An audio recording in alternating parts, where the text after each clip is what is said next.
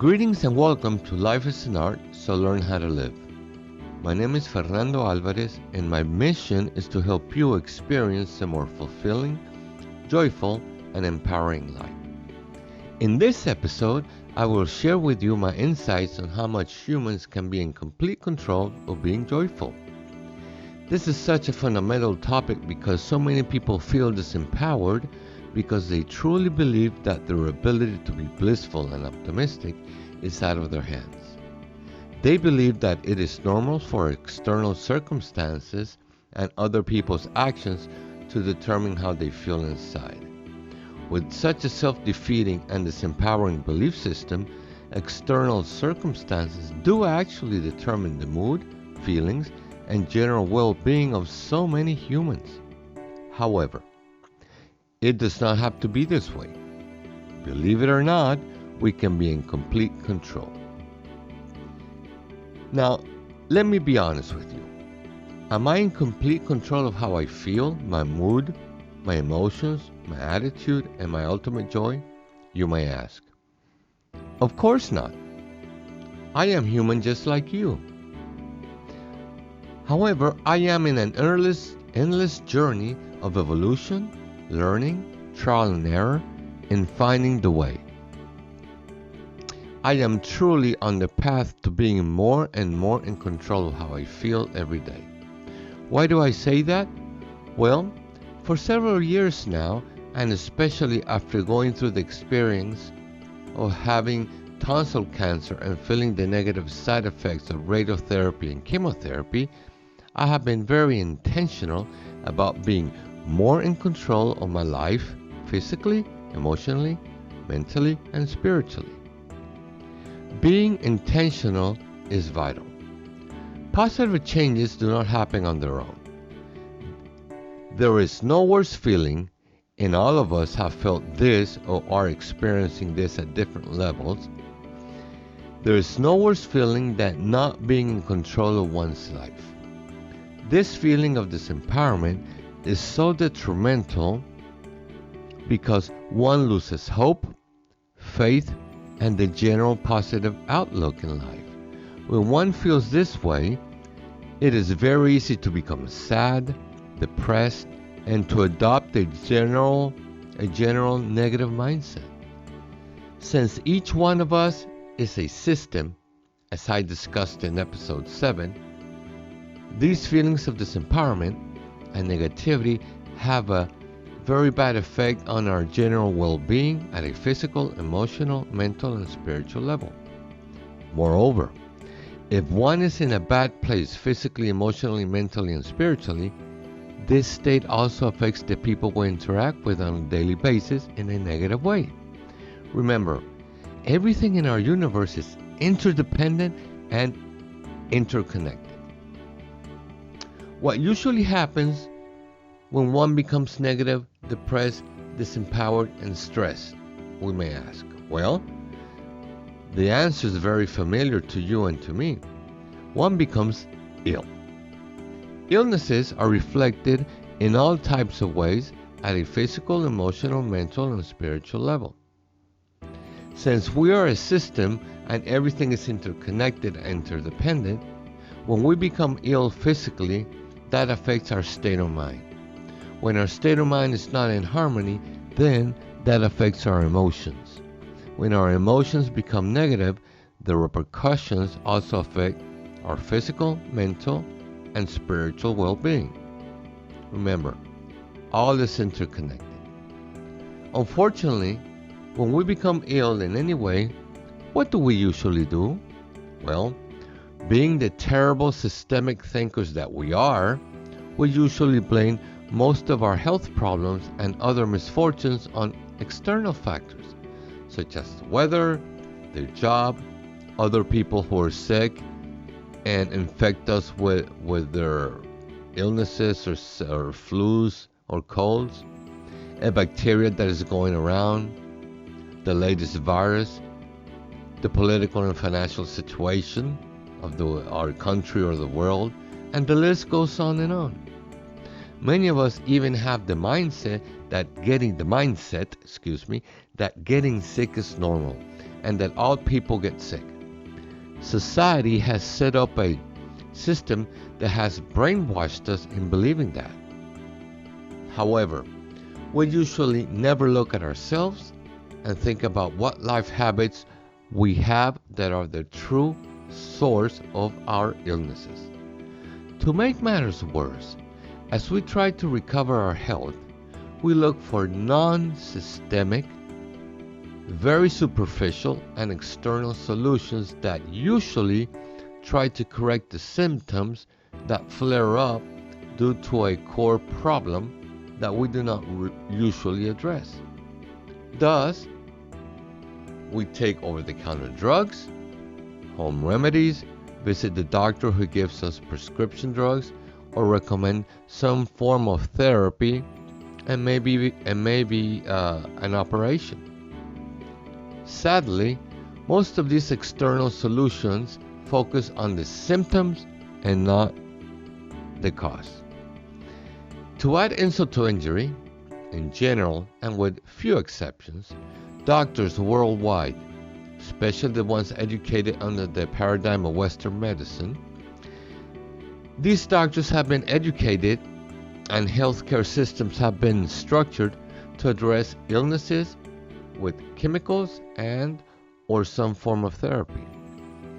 Now, wouldn't it be great if doctors took the time, effort, and were intentional about truly educating their patients on how to get to the core causes of their health and problems?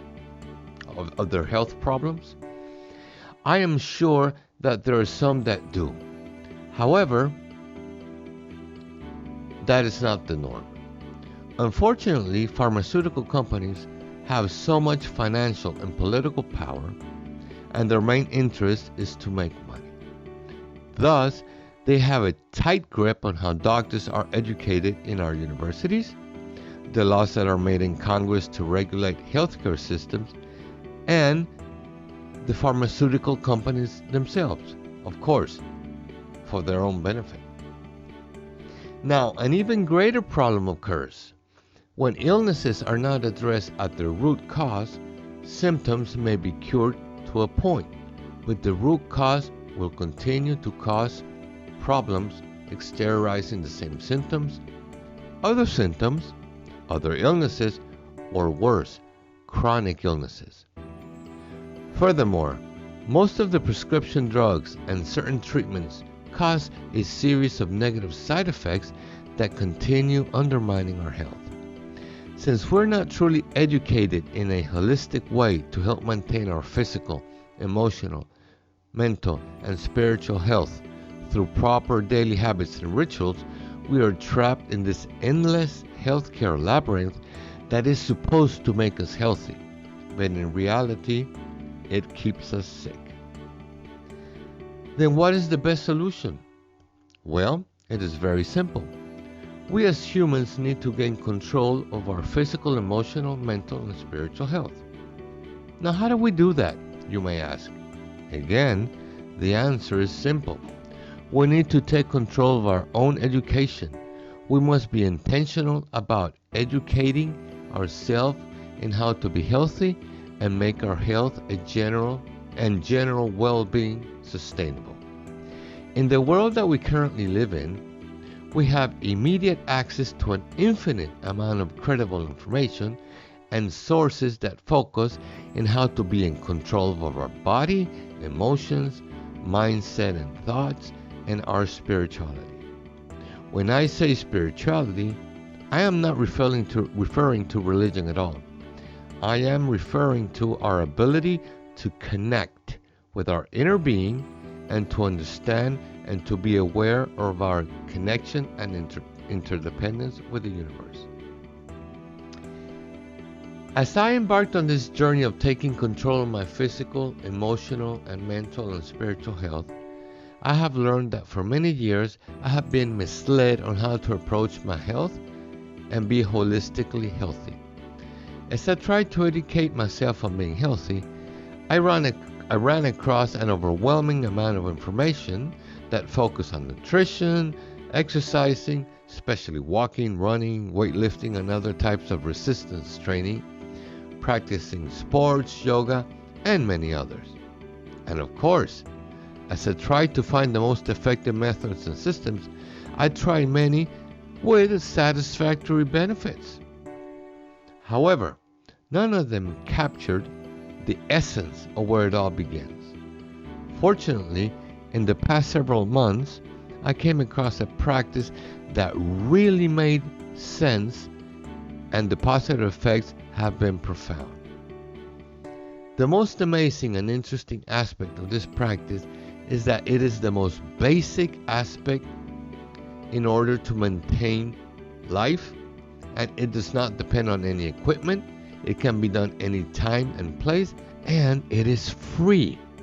Yes, I am talking about intentional breathing, or many times referred to as breath work. Now, do not get me wrong, please. Nutrition, flexibility exercises, resistance training, several types of sports, yoga, meditation, and other hobbies and health practices are important and greatly contribute to maintaining one's well-being. However, it is absurd to see that most people, and I was one of them, do not have any idea about the true importance of breath work and how it should be the number one priority as a daily practice in achieving and maintaining one's health. Now, I'm not going to get into the details of how essential breath work is and how it should be the first thing that we do on a daily basis. I will elaborate on breath work on my next episode. However, for now, I do want to leave you with the idea that breath work and learning how to do deep breathing properly and on a daily basis are key in disengaging one's sympathetic nervous system, which controls one's fight or flight mode, and puts at the forefront the parasympathetic nervous system, which stimulates one's ability to calm down, reduce stress, reduce pulse, focus on digestion, concentrate on healing, and focuses on one's ability to concentrate on vitalizing the immune system. Also, deep breathing oxygenates the body fully and allows for more effective and proper nutrition of the cells in our body. Thus, due to its essential and core benefits, correct intentional breathing practice needs to be the number one practice to develop the core foundation of one's well-being. After proper breathing, then one can truly reap the full benefits of proper nutrition, exercise, yoga, meditation, and other types of healthy habits. Other aspects which are essential to achieving holistic health are emotional intelligence, which I already discussed in episode 6. Also, being the gatekeeper of your mind for filtering, lingering, self-defeating, and negative thoughts from your experience is important. Now, being the gatekeeper of your mind is crucial. This is simple to understand. If you think about it, your thoughts determine your emotions, moods, and feelings. Your emotions affect your physical body. Thus, controlling one's thoughts is essential, and one has complete control of one's thoughts. Of course, it takes intentional practice though. Moreover, if one has control of one's thoughts, this means that we are in complete control and free to choose how we feel.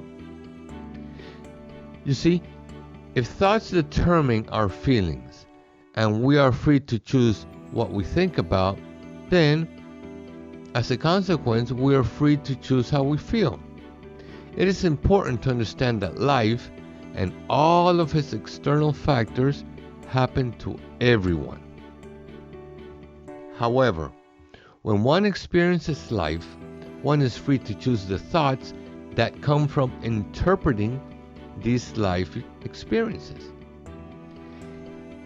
If the thoughts we choose are empowering and they add value to our life, then we can act and make decisions to handle these life events in a positive way.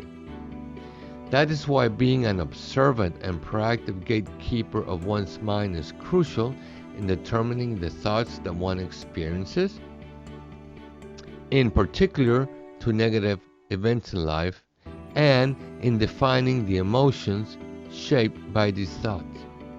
Let me give you an example from my life experience. When I found out I had cancer 2 years ago, the news were devastating. They shook my world. And all kinds of self-defeating and disempowering thoughts were the first things that came to my mind.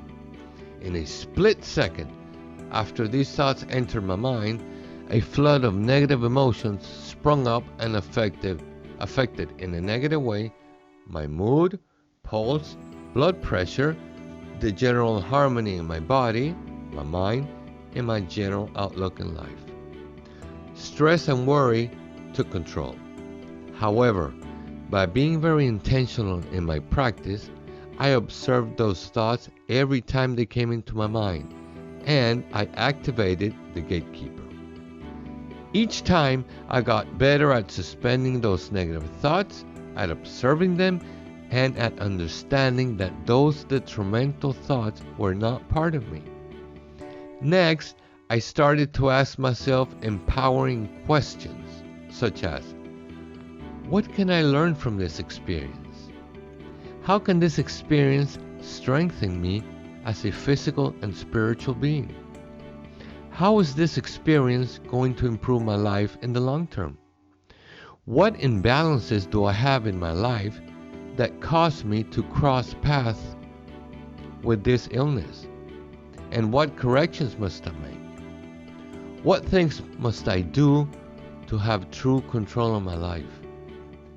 Having this different and more empowering perspective on this negative life experience stimulated all kinds of positive emotions within me.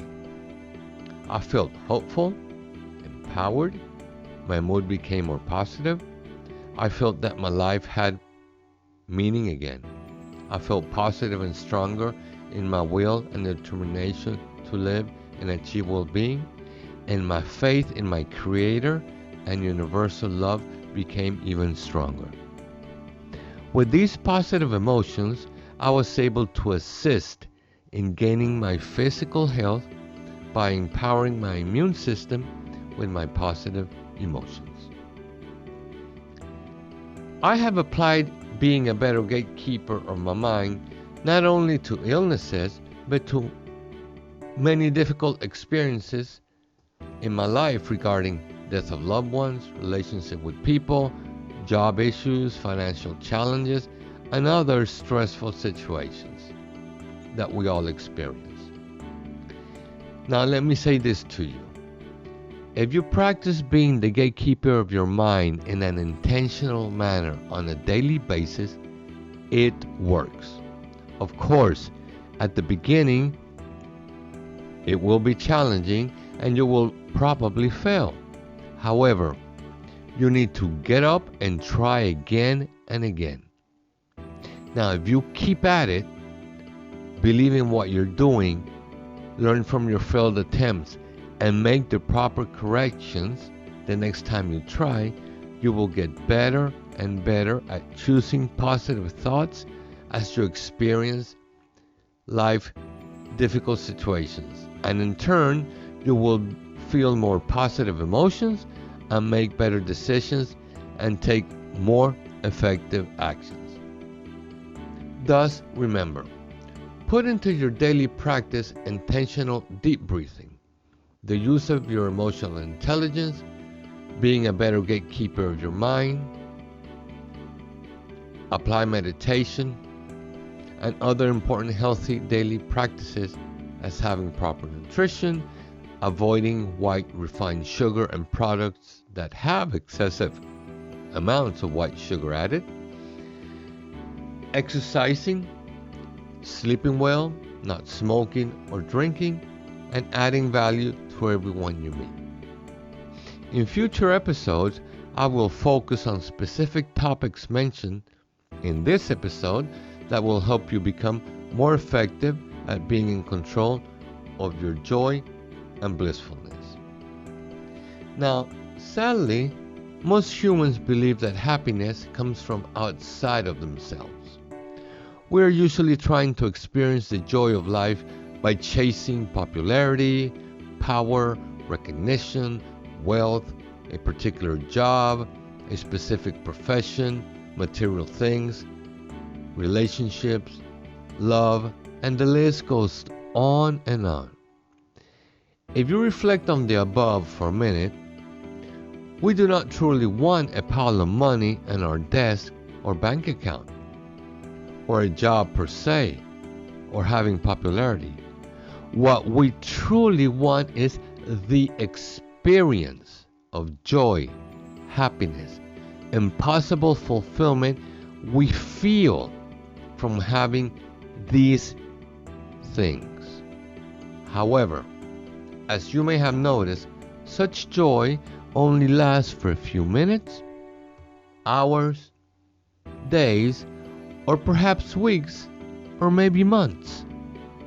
After that, one is looking for something else. You see, true joy comes from within, with what you currently have. Not from what you will have, but from what you actually have. How many millionaires, famous actors, singers, or personalities, or powerful people, politicians, etc., have you heard of that are truly happy?